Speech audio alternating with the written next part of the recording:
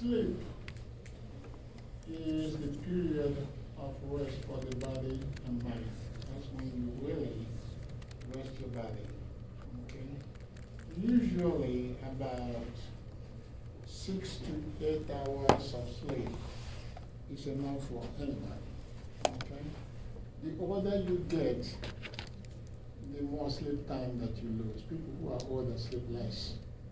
People who are younger sleep more. And for instance, if you take a baby, and when the baby comes out from the womb, they sleep all day, right? They wake up, they eat, they go back to sleep. Yeah, so that's why we say, yeah, you slept like a baby. Yeah, so, but, you know, if you're an adult, 6 to 8 hours will suffice. All right, consciousness is partially or completely absent. Okay? If you go to sleep, you don't really remember anything. Okay? Body functions are partially suspended. Everything goes down. Your heart rate will go down. Okay, your blood pressure will go down. Metabolism will go down. Okay. That's why it's not a good idea to eat a lot of food before you go to sleep, because your metabolic rate drops. Okay? And then you're not going to be able to sleep. There is diminished but readily reversible sensitivity to external stimulus. Okay?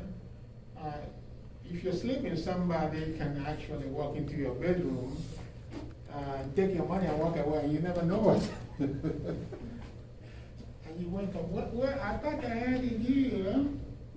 Yeah, but some people are not that way. Some people are, they sleep like a dog, you know. Once you do this, they wake up.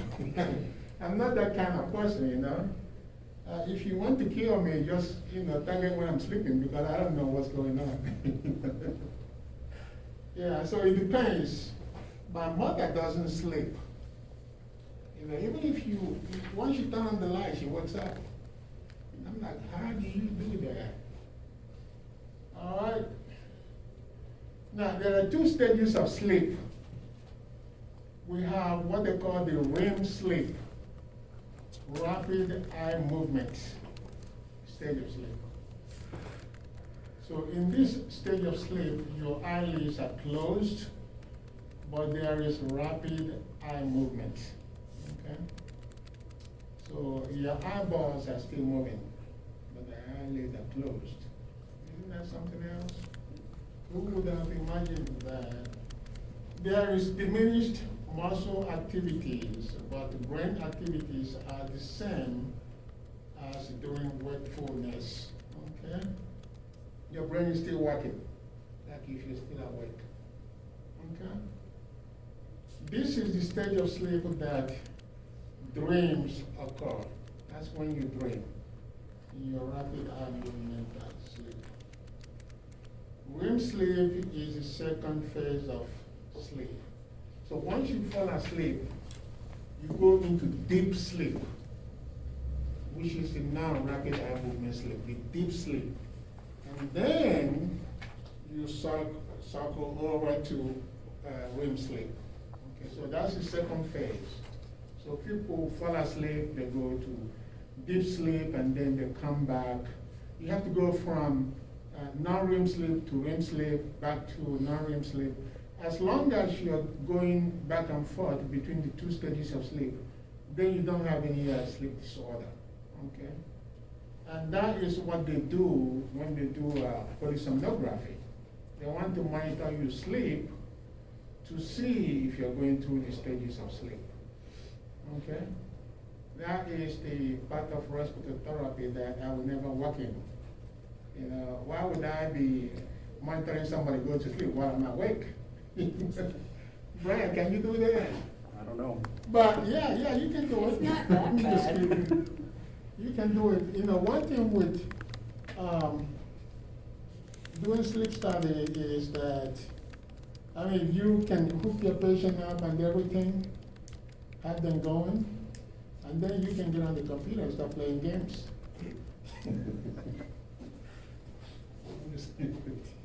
Yeah, I know, it's easy. Okay, you hook them up. The work there is hooking them up. Once you get all the electrodes, then you just monitor them, watch the screen. Okay? And then you watch the patient because the patient may come after you. Now, there's something called a parasomnia.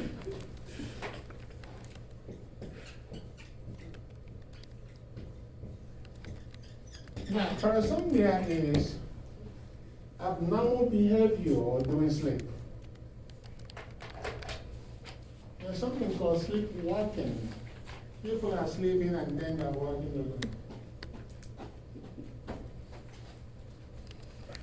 They can just walk into the traffic there and get killed. There have been stories where people got killed sleeping. Okay? And then they have like sleep talking. Somebody's sleeping all of a sudden. What you doing is, yeah, give me 2 hamburgers and 2 French fries. What? That's abnormal sleep. You know? And then you have instances where people have gotten up and went after the technician, thinking that the technician came into their house. They forgot that they came to the sleep lab. You know? So it happens. I teach that online for the bachelor's degree program as a lot of that, you know, a lot of that kind of stuff where the patient will actually wake up at night and go after the technician, thinking that they came into their house, not remembering that they came there for sleep study. So it's weird. All right, so 25% of sleeping time is spent in REM sleep. 25%. Deprivation of REM sleep can lead to irritability. You just don't feel well. You feel very, very irritated. Decreased alertness. You're not very alert during the waking hours. You have poor judgment. You don't want to drive. Okay? Now, if you have a very mean spouse, okay, they can argue with you all night and not let you sleep. So when you drive your car, you don't drive it very well. Increased sensitivity to pain. That's because you're not getting the REM sleep. No sleep is complete without REM sleep. Like I said now, for you to have had a good, refreshing sleep, you must have gone through both the REM and non-REM sleep. Okay? The first phase of sleep is non-REM sleep, not the REM sleep. You go to sleep, you go into deep sleep, go through the stages. That one is got 4 stages. And then you go through the 4 stages of non-REM sleep before you go back to REM sleep. Okay. And they put electroencephalogram, EEG,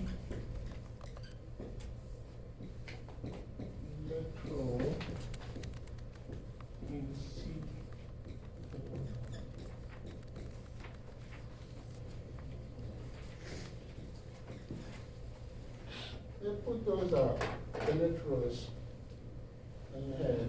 Okay. That's how they monitor the stage of sleep that you're in. They look at the wave. Okay? The deeper sleep that you are in, the smaller the amplitude of the wave. Now you're looking at it, it can go, the first stage goes like that, and then you go like that, and then you go like that. So the deeper the sleep that you're in, the shorter the amplitude of the wave. Okay? Meaning that you are really in deep sleep. Your brain activity is no longer like you are awake. Okay? Sleep period fluctuates between the REM and the non-REM, beginning with the non-REM sleep, the first 90 minutes after falling asleep. So you go to sleep, and then you go to that REM sleep, you will spend about 90 minutes, and then you're back to REM sleep, and then after a while you go back to deep sleep. So non-REM sleep is the first phase of sleep. Resting state for the mind and the body. This is where you really rest well. Okay? Remember, in the REM sleep you are dreaming. Okay? But now, if you go into the non-REM sleep, you really rest. Okay? People wake up sometimes as a result of bad dream. You know that? You wake up. That's not so. That is not so with non-REM sleep. There is diminished level of consciousness in this stage of sleep compared to REM sleep. Non-REM sleep is divided into 4 stages based on conscious level during sleep. You know, like I said, now, the deeper you are in the non-REM sleep, okay, the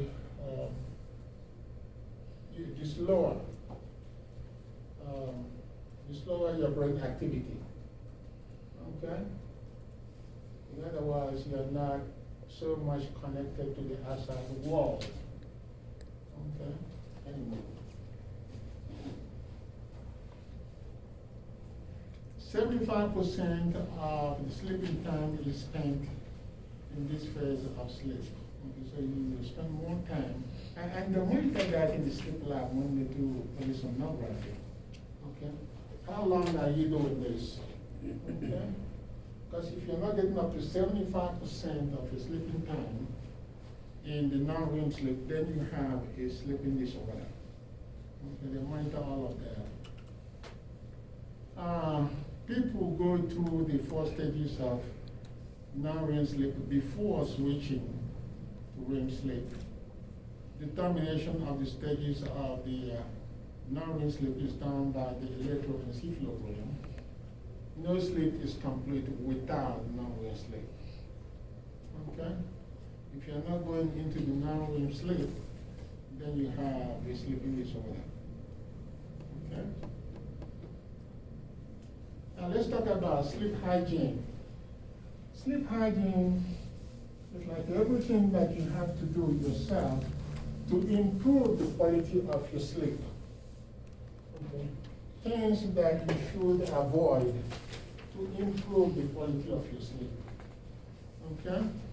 Because there are, some types of sleep disorders that can actually be treated by you modifying your sleeping hygiene. Okay? The first one is caffeine. Now, caffeine stimulates your brain and interferes with sleep. Now, if you drink a lot of coffee, that will mess you up. Okay? Moderate consumption of caffeine is good, but too much of it is bad. Okay? It will cause you to have insomnia, inability to fall asleep or stay asleep. It's called insomnia. Okay? So you may want to check on that if you are a very heavy coffee drinker and you're having insomnia, you need to check on that. Nicotine is another thing, cigarette smoking. It stimulates your brain. Okay. And then nicotine withdrawal can disrupt sleep. If you don't smoke well, if you haven't smoked, sometimes you cannot go to sleep. Okay? Because you're going to have those withdrawal symptoms. Especially if you're addicted to nicotine and you haven't smoked, you can't go to sleep. We call them delirium treatments.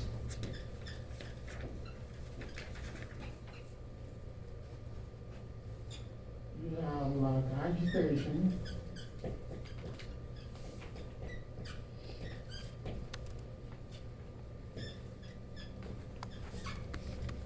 Mood changes.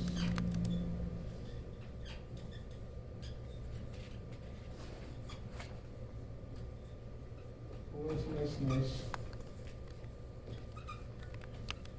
Yeah, so any kind of addiction will cause that. Any kind of addiction will cause delirium tremens.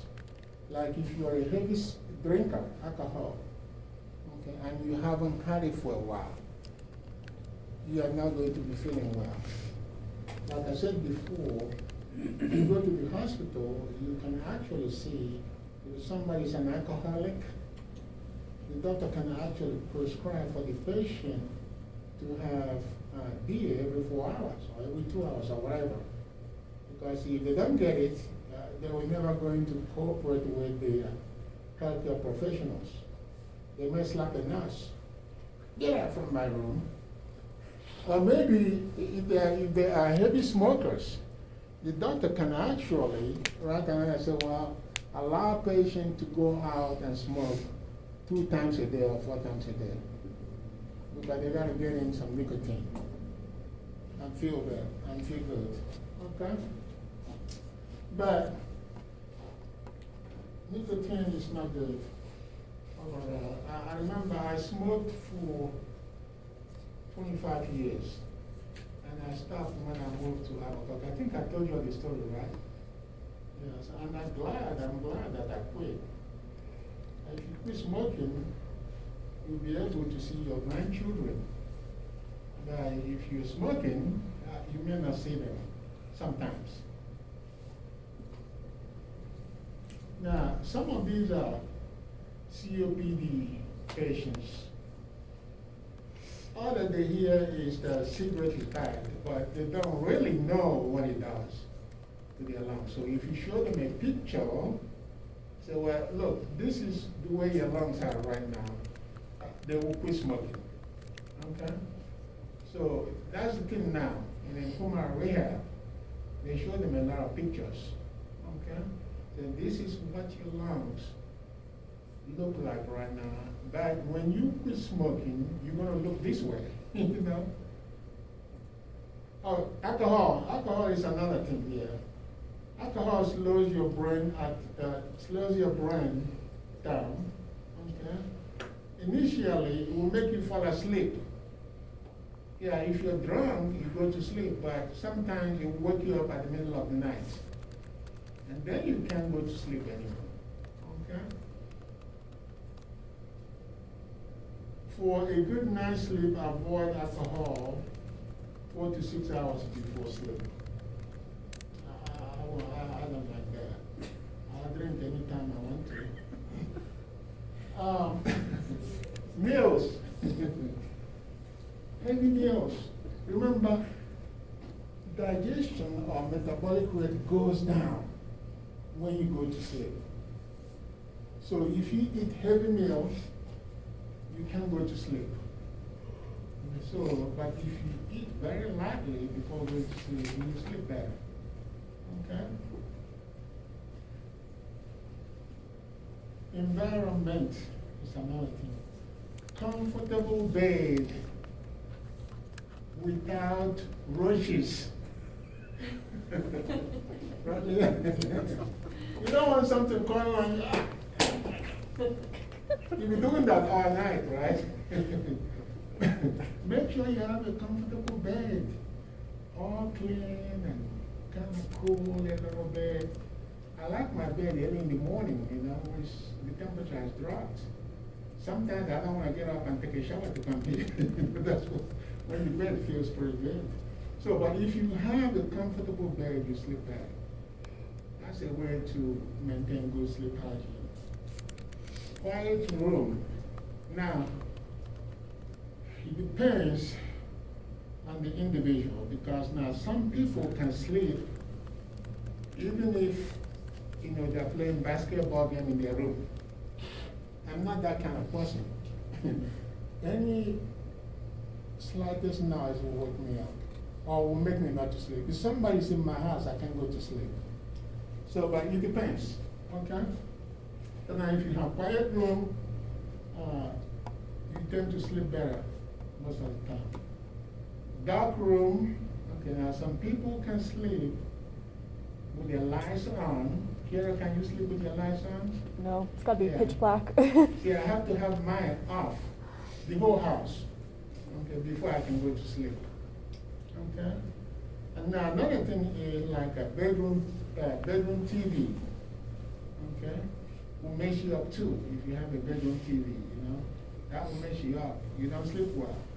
Because you're there looking at your television the whole night, and the night is going and all of that. Exercise is another thing. Exercise hours before going to bed. Okay. Exercise may or may not help sleep. It depends on the time and the intensity. Actually, if you overdo it, you will not sleep well. Okay? So these are the ways to improve your sleep hygiene. Okay? Any questions about that?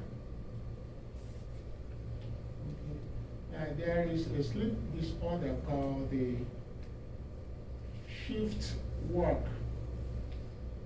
Sleep disorder, shift work. You know, like you work night shift, you work day shift, you work night shift, you work day. That will mess you up, that will cause insomnia. Insomnia. Okay? Well, that's not good as well, but we have to do it because we need some money. People who do that do it because they need money. It's not that they're crazy, right? Yeah, when I was a respiratory therapist, I worked everything I could get. Night shift, day shift, night shift, day shift. And my paycheck was huge, too, you know? And see, now once you graduate, you're going to pick up 3 jobs, or even 4 jobs, or even 5. If you love money, actually, you like money? I can't imagine any woman who doesn't like money. All right, stress. Stress will mess you up. Stress will make you up. Like relational problem. Relational problem. Okay? Oh yeah, you make me sick. Would you please go over to your mother's house? I gotta rest tonight, please. That will mess you up. Or maybe you quarrel with your spouse before going to bed. And both of you will be lying down on the same bed. But you don't want to touch, you know, each other. Please move your leg, please. Don't touch me. And then he goes, please move. I don't want you to touch me, please. And the whole night you're doing this.